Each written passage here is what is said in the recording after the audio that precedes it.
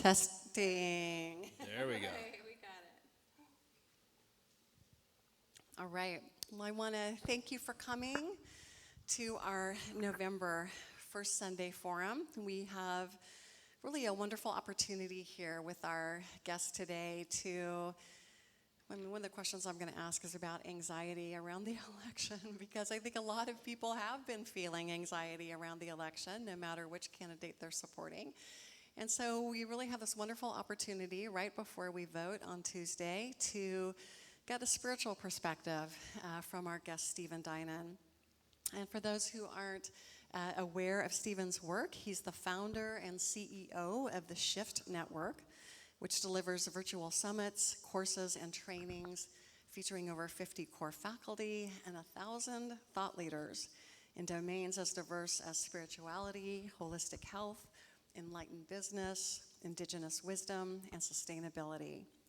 Stephen helped create and directed the Esalen Institute's Center for Theory and Research, a think tank for leading scholars, researchers, and teachers to explore human potential frontiers.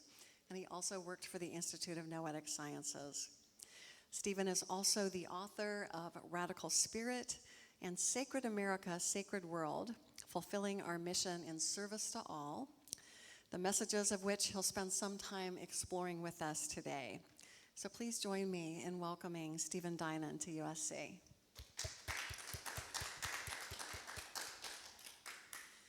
So Stephen, it's kind of fun to sit down with you. We just had an interview on Wednesday on my radio show, but I'm going to go in slightly different directions. So. Okay, well, great. Thank you for having me. Yeah, well, thanks so much for being here. It's a very timely presentation, I think. And how I usually start the First Sunday Forums is just to get a sense of how you grew into the bio that I just read. Maybe you can fill in between the lines, but just tell us a little bit about your childhood, where you grew up, and maybe what influences led you to focus on what you focus on today. I grew up in northern Minnesota, God's country, a beautiful north woods of Minnesota, on the edge of Lake Superior, which is sort of the headwaters for the whole Great Lakes, a town called Duluth. And had a fairly conventional upbringing in some ways, grew up with a really just generally healthy community, I would say. My parents were both engaged more in public life. My dad was the city attorney, and so he was very active, and my mom was in schools, and she had her own business for a while. And I was kind of more into the classic American dream, I was really into sports and academics and trying to achieve and get ahead, and, I got a vision early on that I was going to go to Stanford, and so I was getting all of my ducks in a row to go to Stanford. And for me, I was not drawn as much to the spiritual life. In fact, I became more or less an atheist when I was 14. I just didn't think the church really had a lot going on, and I was bored by it. And so I was more into science. And so I pretty much went through a phase for 5 to 7 years where I was mostly an atheist and ended up studying human biology at Stanford. And a whole series of different things kind of created more of a spiritual awakening. A friend died in a car accident. We did Ouija board communication with him on the other side, and that kind of started to rewire things. I actually experimented with psychedelics, and that was like, whoa, all of a sudden that shifted the paradigm of what was possible, and got involved with meditation group, Tibetan Buddhist meditation group, and that kind of, all of that started to propel me down the spiritual path.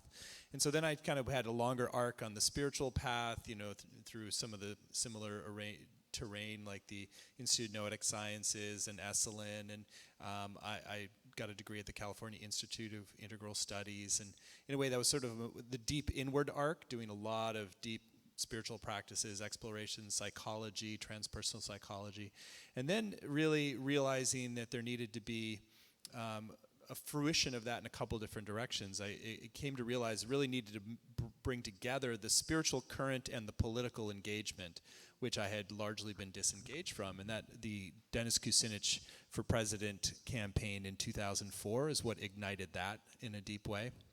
he felt like he was speaking from a depth of his being about our country and the higher aspirations, and really marrying the spiritual dimensions with a political conversation.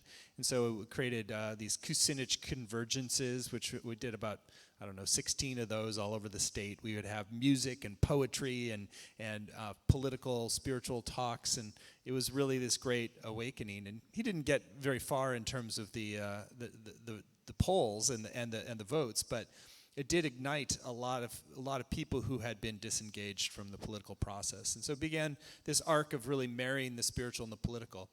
And then beyond that, I also got the strong guidance in 2000 to create the Shift Network. At the time, I didn't really have any business creating a business. I had no background in business. I had done a lot of metaphysical studies, spiritual studies, psychological, but I had the strong guidance in a meditation retreat that I needed to build this global network that would eventually have multimedia wings and have hubs all over the world. And so I gave that a shot. Didn't succeed the first time, ended up at IONS, built out a version of the larger network as the Shift in Action program. Eventually had to let that go and started from scratch again, and now have built a pretty substantial global network. So this year I really felt guided to finish a book that I started more or less around the Kucinich campaign. I was very inwardly guided to create a book called Sacred America, and eventually became Sacred World, Sacred America, Sacred World. And really looking at what is the higher destiny of our country. How do we bring a more enlightened perspective on how we evolve our politics? We're doing politics at a very low level of consciousness right now, and it compromises our potential as a country, and it hurts each of us individually. So I really wanted to write a book that would speak to our higher aspirations, a deeper reflection on the roots, the shadow, the psychology of how we evolve to the next level. And my inner guidance was it needed to come out this year. But it was before it was clear who the candidates were going to be, or how contentious and ugly it was going to get as well. But so I've traveled quite a bit of the country this year. I went to both the Republican National Convention and the Democratic National Convention. I've spoken on the spectrum from conservative radio to very progressive operations, and it's really been a beautiful process of seeing both, like, what are the seeds of the new growth that's emerging, while we're also witnessing a fairly ugly dismantling of a lot of the old as well. So there's a lot there. Let's see which direction. One direction I want to go into, just out of curiosity, Kucinich has been really quiet this election cycle. Is he still around? Have you seen anything I haven't talked to him in over a year and a half. I saw him at a conference, so I've seen a few, Facebook posts and tweets. I don't know exactly what he's focusing on right now, but that's all I can say. Interesting. So yes, let's talk about the election. It really is something that we've never seen before in at least any election cycle I can remember. And I know a lot of other people are saying the same kind of thing.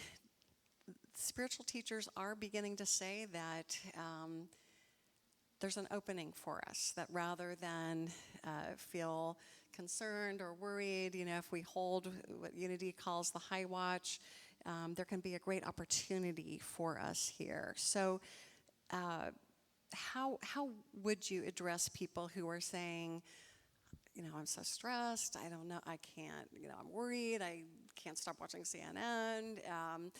How do you kind of hold this angst that's coming to the surface about the election and whatever results there will be for both people on both sides? Yeah. Well, first of all, I don't want to gloss it over. It's like I go through waves of angst and fear myself. It's not. I think the stakes are very high this year, and that it's not. I think we could go in directions that are not really good for our country. I think that when I am able to step back and get the wide-angle lens, which I try to do regularly, is to see this within a kind of a longer arc of history, is that we really are the potential to elect a woman to the most powerful position on the planet is essentially a marker point for the end of a 10,000-year era. That if you're going to choose one marker point for the end of the patriarchal era, it's like having the most powerful person in the world be a woman. And so in many ways, you can see there's almost like a collective outworking of what's in the shadow, what are the power dynamics, the subtle sexism, this polarization. There's a lot of the deeper polarization in our politics is partially a result of the lack of balance between the masculine and feminine in individuals and in the culture of politics. So we've inherited a more masculine political culture, one that is built heavily around competition and dominance and defeating enemies and using war metaphors. And so that culture has often been one where it can repel a lot of conscious women from even thinking about running for office because it can feel too toxic. I've supported a number of women candidates, and they've typically say it takes a long time for their systems to recover from the race, like 6 months, like of having to metabolize the negativity. And this is just like congressional races, and not even talking about like a presidential race. And so, and that's not, the thing is, it's not even good for the men either, because what happens is when you're in a very warlike culture, people tend to get hardened, more dug in, more defensive. Everything is seen through the lens of whether you're enhancing your power or diminishing your power, and you're not as concerned about overarching goals. It's a survival kind of mentality. It brings you into lower brain centers. And so in some ways, I think what's happening this year is we're seeing a collective exaggeration of exactly the deeper dynamics that have been powering our political growth for hundreds of years. And when we founded this country, a lot of the template for what our democracy was going to look like actually derived from the Iroquois Confederation. So they had brought together 5 nations, the Iroquois nations, and lived in peace for several hundred years. And one of the things that they had that we didn't inherit is they had a system where the sachems, who were the decision makers, were essentially elected by the women. So there was a women's council that would choose who were the men who were going to decide things are going to be, and they had a couple interesting things. One is they could remove people who they felt like were no longer serving the tribes. And they also set the agenda for what they were going to discuss. So they let the men have the decision-making authority, but they had checks and balances. And it created, I think they had several hundred years of peace. And I think what we missed in bringing in the feminine piece and only having male voters for more than half our history was that we didn't end up with creating a political culture that was balanced. And so it naturally tended towards this hyper-competitive, hyper-aggressive culture. And so now we have 2 candidates. We have a woman, and we have someone who's in many ways a very exaggerated alpha male, you know. And we can say that with judgment, or we can just say it more neutrally. It's just like he's in many ways he's embodiment of that the archetype of the strong father. He's the one who's going to be able to fix it. He's tough enough. He's aggressive enough. He's going to protect you and defend you. And that appeals in a very deep way for people who have a lot of fear about the world that we're living in, fear about terrorism, fear about the other of different kinds. And so there's been a real need in the patriarchal era to, if you're in a world where there is real danger from other bad actors, it's like you want the strongest guy to protect you. And so that's very instinctive. I think about Deva's grandmother, who was this super sweet Christian scientist and who was very Republican, and she would say about Dick Cheney is like, I just love Dick Cheney. He just makes me feel safe.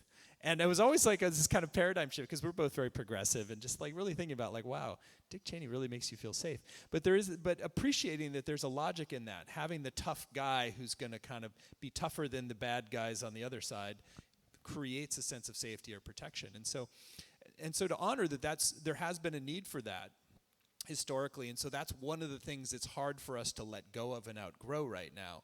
And so part of when there's an instinctive reaction against a woman being in charge, potentially, that it runs to a very deep level. It's an existential threat. If you live in a fearful world and you feel on some level that a woman is going to make you feel less safe, that becomes an existential threat, and powers some of the intensity of the vitriol that's coming out too. So I think that it's important for us to understand that there is an outworking in the collective psyche. It's a big moment for the world to be on that precipice of that turning point. And so what's come to me is that like we have to, in that process, not simply judge and diminish and belittle Donald Trump. especially if we're Hillary supporters or progressives in general, is that we actually have to see him more with the eyes of love in a certain way and understand and appreciate more of like what he represents and symbolizes. We have to go beyond just the judgments, and there's a lot to be frustrated with and fearful of and scared of. But can we find the place of dignity and divinity in respecting his right to be here, and also that he is. There are nobly motivated parts of him that is really trying to make America great again, that is really speaking to it. I don't think it's all political calculus, that there is a genuine impulse to reclaim something that he feels has been lost. And so, when in the 2008 election, I did this whole process with Sarah Palin, where I felt like for her, when she first was the vice presidential nominee, she was really like nails on a chalkboard for me, and I really was disliking her, even hating her. And so I read both of her books cover to cover and really went on this journey of beginning to understand her and appreciate her in a deeper way. And out of that, I had a dream where she showed up, and we were friends in the dream, and we hugged. And then I ended up writing an article for Huffington Post, and it was called "Dissolving the Palin Prejudice." And as I did that, my progressive friends were horrified, generally, but conservatives actually wrote me a lot of fan mail because they felt seen and respected in a deeper way, that I had been willing to make a public shift around letting go of some judgments around her and actually being able to appreciate her as a person. And that's really important, I think, because we have these many different cultures right now in the United States, and those cultures are feeling less and less understood by each other. There's the kind of more rural, traditional culture that feels like big city culture is completely foreign and their way of life is being eroded and corroded. And we have to look at that and really say, how do we become better allies to those folks? How do we understand and appreciate and honor them better? And part of that is by starting with who do they honor as their political champions. So for Sarah Palin, she represented the voice of a good chunk of the United States. And if I was judging and diminishing her, it was not going to lead to a deeper relationship with those people who saw her as an exemplar of something that they cherished. And so it opened the door for a deeper kind of connection. So that's part of why I went to the Republican National Convention, even though I'm a progressive Democrat. I wanted to build bridges and have conversations and actually soften some of my own lingering prejudice in different ways. And I think that that's really important because we've gotten, I think, more attuned to and sensitive to discrimination based upon race, on religion, on gender, but we actually are kind of unconscious about our discrimination based upon political identification. And we have these very strong separate cultures right now, and it becomes, we can get to the stage where we stereotype and diminish and demean others based upon their political orientation. And that creates a kind of a contraction from relationship and often creates a woundedness. And out of that, people get more dug in and more entrenched. So I really feel like we have this, after this election particularly, we have a great work that needs to be done, which is the healing and reconciling of our country and the thawing of a lot of these divides. Because it's trending, if we don't address it, it trends more and more to a kind of a ideological civil war, and it could actually trend into actual violence with this election too. And so I think that's why we're creating a day of healing and reconciliation next Sunday, which I think we're very excited about and getting great traction with. We've got all these people who are offering, all these amazing leaders who are offering messages, and we're feels close, fingers crossed, to landing Stevie Wonder for it on tomorrow. And we're going to be doing a national broadcast, then have hubs around the country. It'd be great if you guys wanted to do one here too, to basically host gatherings that are about healing and reconciliation. And we're going to be doing a 2-hour broadcast via Facebook that you could broadcast up there if you. So that's next Sunday. And so the thing with all of this is that the election is not the end point. It's the end point of the battle. And to some extent, the battle is, there's just going to be a lot of people who are feeling damaged, hurt, alienated from family members, friends. And so there's some repair work to do. And that's part of how we are going to have to unlock the higher potential America. And it requires all of us to look at where is it that I'm creating polarizations and schisms in my own heart? Where am I diminishing and demeaning others? We can take a strong stand. Like I have been very public in taking a stand to elect Hillary and not Donald Trump. But I've tried to really do so in a way that's honorable, that's not diminishing and demeaning or attacking or exaggerating.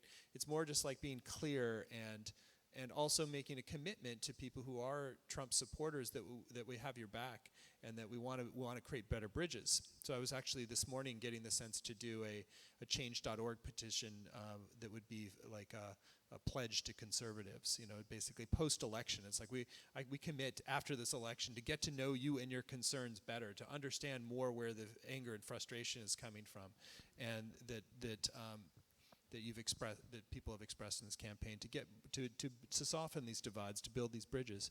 So that's why for the Day of Healing and Reconciliation, we're spanning the spectrum from, we have a message from Dr. Ben Carson, and we have a message all the way from Reverend Al Sharpton.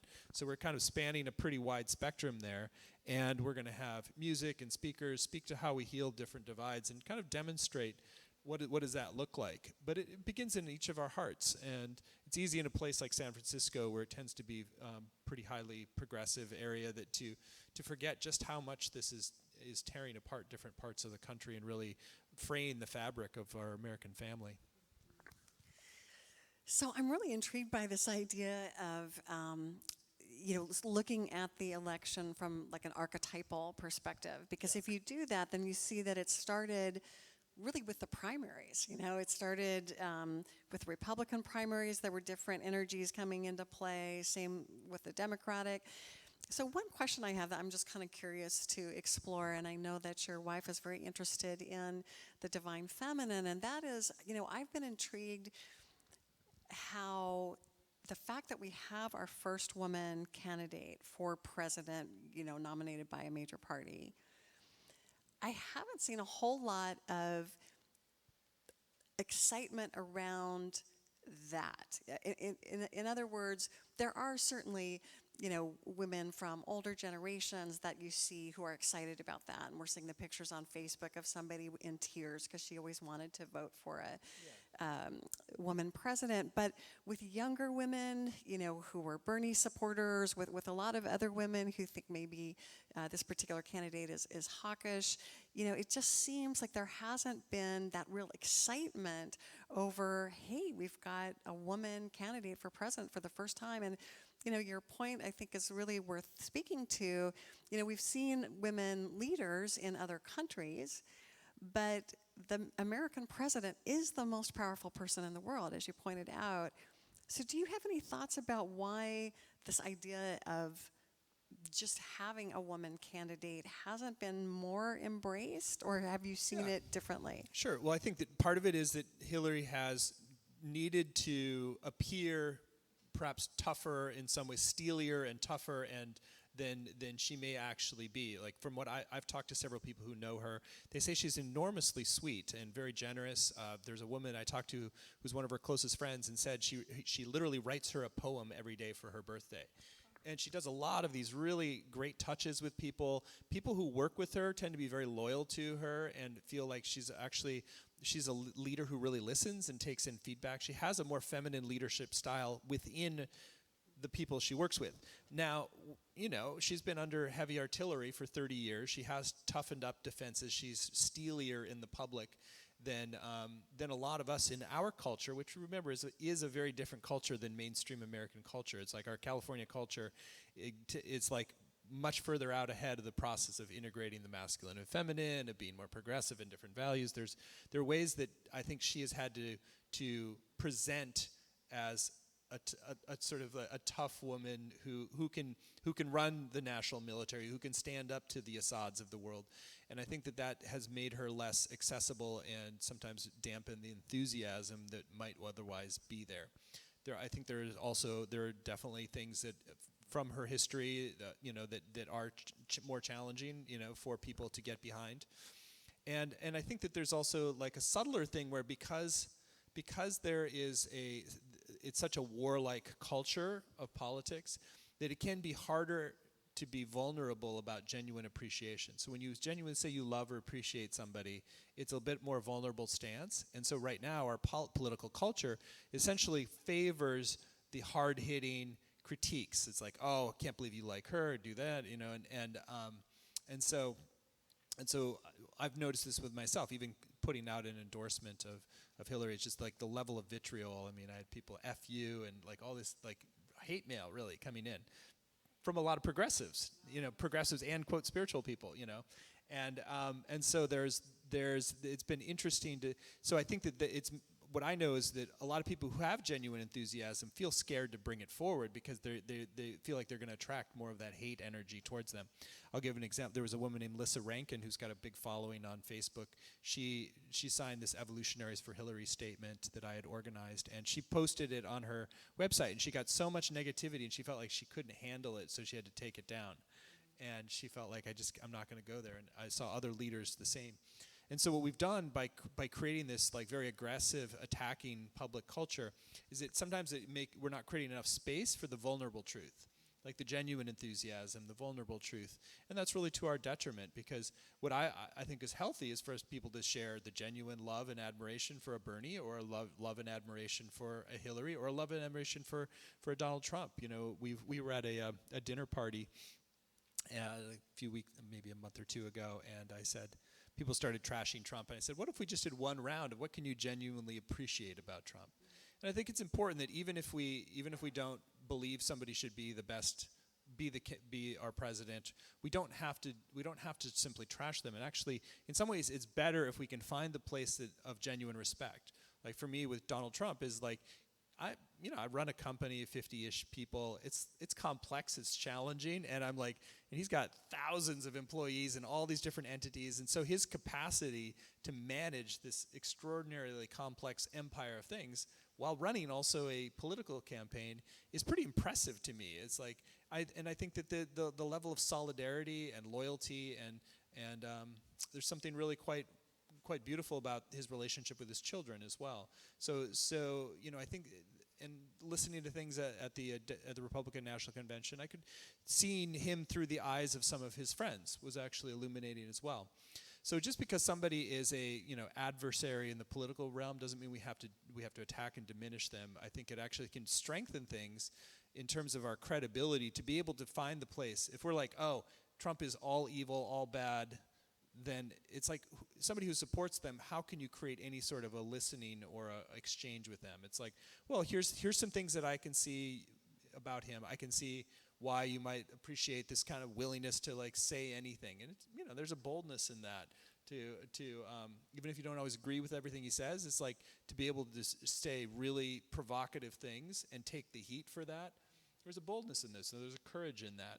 And to be able to find those places that we can admire, like I did with Sarah Palin, or I feel like in some ways Donald I haven't felt as much just, animosity and hatred towards him as I did, like it wasn't as triggered as with the Sarah Palin. I've been more, I feel like there's real dangers, and I do have fears around him being elected, but I also feel like I can find the place of appreciating parts of him as well, even in the midst of realizing a lot of what he's done is not admirable or aligned with my values, Wow, well, there's a lot here. Our service is going to start in about 15 minutes, but we might have time for a question or two. Is there anybody? Yeah, Marcy.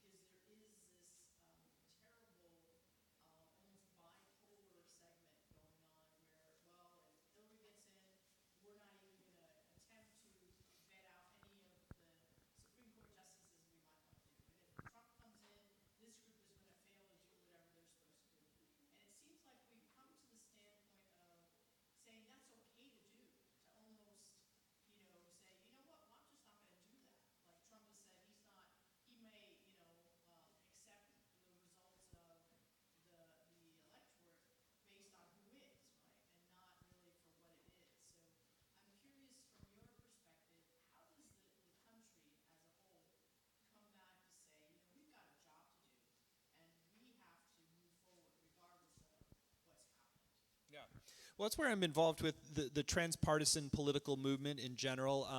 That's when I went to the Republican National Convention. I spoke at something called the Purple Tent, and they had bridges between left and right. I was on a panel with Grover Norquist. It was very civil, and people were like, Grover Norquist, and I feel like that's part of what I think on the high level we need to activate more of these forums and opportunities for healing. That's why we're doing this Day of Healing and Reconciliation. A friend of mine is also activating a Utah Citizen Summit that's transpartisan, that's really looking at how do we replicate citizens forums around in cities around the country that are bipartisan and that are really explicitly addressed to this. We have to, I think, do it personally, build bridges. There's living room conversations, which Joan Blades from Move On helped to launch, and so that's a really inspiring initiative to create transpartisan healing conversations. I think we have to do it at all levels, from the grassroots to the medium level of cities and communities, to all the way up to the national level.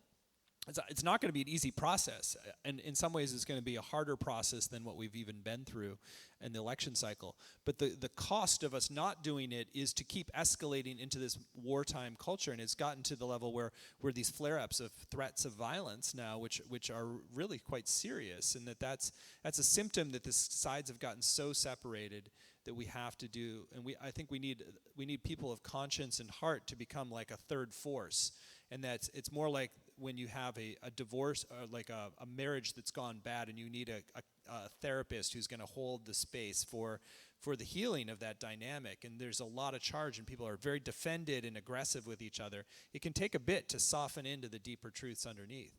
So it's not just like a one hit, one day kind of thing. It's a process of us unwinding the war between left and right, and to notice where is it that we are part of that war. Where do we diminish and demean? Where do we go into an aggression and attack? And honor that there's often real fears underneath. It's like I know a lot of women who have abuse histories who are just like super traumatized and really like activated around the potential of Donald Trump and because of what they've heard and seen from some of his history. And so to realize that on both sides, it's like there can be other sides. I was reading about how a level of misogyny, like ratings of essentially like covert misogyny very much correlate with support of Trump. And so we can judge that, but also underneath oftentimes misogyny, there might be somebody had a really tough time with their mom, or they had some other experience that like contribute to that. So there's like unhealed wounds underneath.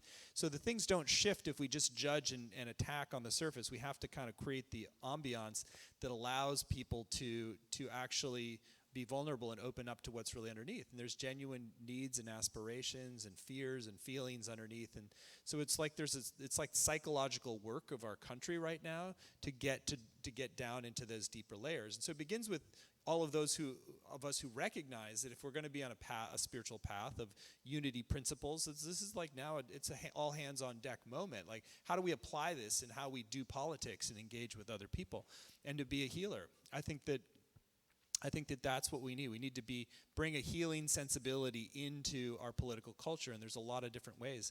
I'll give an example of one that inspired me this year.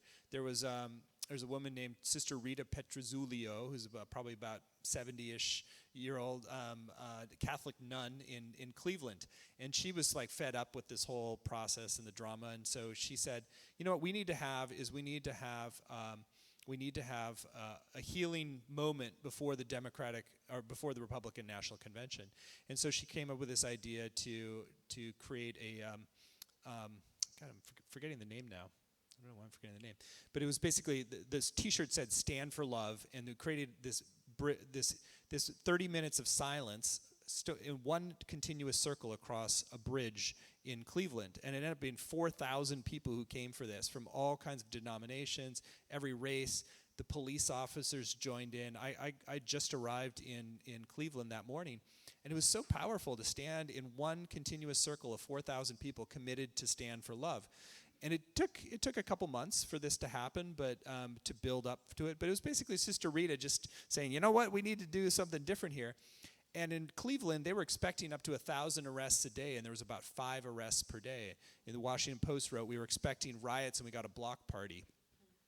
So you never know how much impact that those 4,000 people had to help to heal the field. And a lot of those people were giving out free hugs, for instance. I knew various friends and allies from the Shift Network where they had signs that said "Love on Legs," and they had signs that said "Free Hugs," and they were hugging police officers, hugging delegates, hugging whoever. People were like, which side are you for? What's your political agenda? And they're like, no agenda. We're just giving out love here. And it was really beautiful. So, in a tense situation, it didn't escalate into violence. I know another friend is working on, from unify.org, they're going to be activating meditators, flash mob meditators, to go to polling places around the country. Sort of like the other side of the kind of the oath keeper protectors with the guns. It's like, no, have meditators who are helping to bring love and enlightenment to each polling station, and they have several hundred polling stations that are activating around that. So I think if we think Sister Rita, it's like she didn't have a big network. She just had an idea and a vision, a conviction, and she said, we need to do this. And it ended up inspiring a lot of people, and it started rippling out nationwide. So there's joining with existing groups, like living room conversations, like what we're doing with Day of Healing and Reconciliation, perhaps creating a citizen summit. There's a lot of things that are already kind of initiatives in motion. Sometimes there's like a Sister Rita who's like, you know what, I've got a vision for something that needs to happen, and then you galvanize people around it, and you just trust that Spirit's moving through you and wants to come in. But each of us, I think, has a unique contribution. Once we recognize that, I can't just we don't want to just be a progressive or just be a conservative, because if we're just engaging the fight from whichever side, it's like we're still reinforcing this antagonistic dynamic that's escalating further and further into a kind of internal civil war of our country. So we have to say, what is it? How can I be somebody who helps to heal this divide, helps to bridge this divide? For me, it took first doing this work with Sarah Palin, and then when I wrote my book, I wanted to have Republican leaders on board, and I outreached to several, and I ended up making a bridge. This fellow Rich Toffel, who is the founder of the Log Cabin Republicans, which is like the gay wing of the Republican Party, which is really had a big impact on moving forward gay marriage. And so he's a really great guy, really smart, and very conservative gay man, which is great. And so he ended up having some critiques of my book. I got him on the phone. I listened to his critiques. I made changes based upon all of his feedback, and he ended up becoming on as an endorser. And then now we're co-chairs of this Day of Healing and Reconciliation. He's the person who's gotten Dr. Ben Carson on board, and we're trying to get Paul Ryan to offer a message and reach out to other Republican leaders. And so out of me sort of creating a bridge to him and respecting him and taking his opinion in and changing some of the things that I was doing, we now have a great working relationship. And so that's also really important, I think, to be a change agent, is can you find somebody who could be an antagonist on one level, but could actually be an ally to do some of the bridge building work? Do you have a relative that might be more progressive or conservative than you that you could create an alliance with? Like Van Jones and Newt Gingrich are working together on criminal justice reform called Cut 50 now. So those are the kinds of alliances that I think can really shift the game. So trusting your own inner guidance, finding these places where you can make contributions to the larger healing of our country, and taking it seriously. It's like a lot of people just want the whole thing to go away after Election Day, but that's a recipe for this festering and actually getting worse. And it could, in some ways, could really degenerate our political culture further. So I think after the election, to hold the space now for love and healing and blessing, and to try to send out a lot of light and to everybody on every side for the next couple days. And then afterwards, we're really taking seriously the need to do the healing and reparation work that allows us to go to the next level. Because when we do that, I think the future for America is very bright. We have the potential now to go to a whole nother level. That's what my book is a lot about. But the only pathway through is to do some of this deeper bridge building work now, I think. Well, as you can see, there's a lot of really enriching, thought-provoking material that Stephen covers, and we are going to hear more from him. Going to give him a chance just to catch his breath a little bit. We'll start our service in about 5 to 8 minutes, but in the meantime, let's give him a big round of applause for being here this morning.